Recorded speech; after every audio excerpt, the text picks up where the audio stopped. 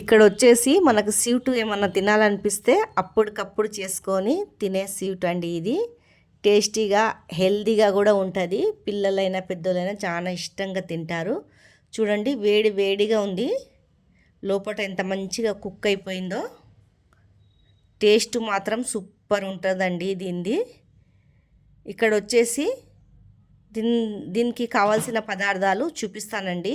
1 cup గోధుమ పిండి అండి, 2 అరటిపండ్లు, 1 గిలాసాడ పంచదార. ఒక గిన్నెలో అయితే ఇలా పోసుకొని 1 గ్లాస పంచదార అయితే పోసుకోవాలా.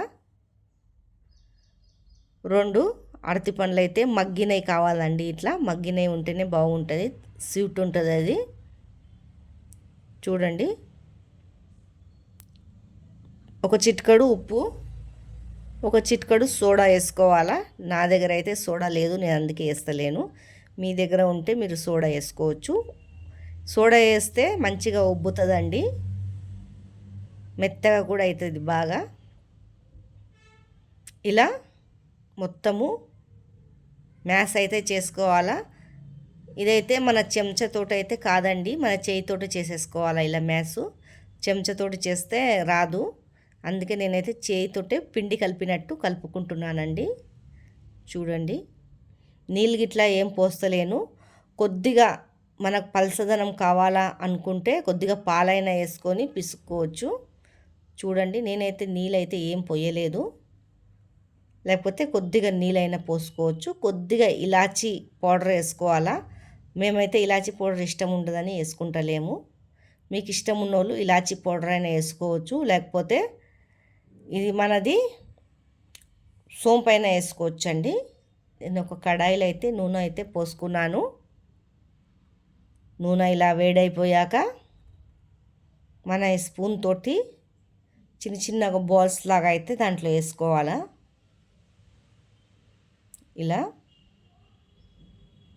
మనకు పెద్దవి కావాలంటే పెద్దవి వేసుకోవచ్చు, చిన్నవి కావాలంటే చిన్న చిన్నగా ఇట్లా వేసుకోవచ్చు అండి.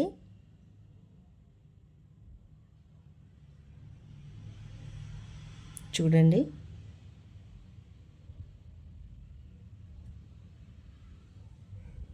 పిల్లలకి ఇలా చేసి పెడితే అప్పటికప్పుడు టేస్ట్ మాత్రం అదిరిపోతుంది, హెల్దీ కూడా ఉంటుంది. అరటిపండ్లు మన గోధుమ పిండితోటి అండి.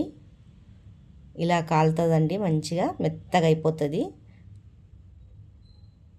చూడండి, మంచిగా ఇట్లా బ్రౌన్గా కాల్చుకొని అయితే పక్కకైతే తీసుకోవాలా.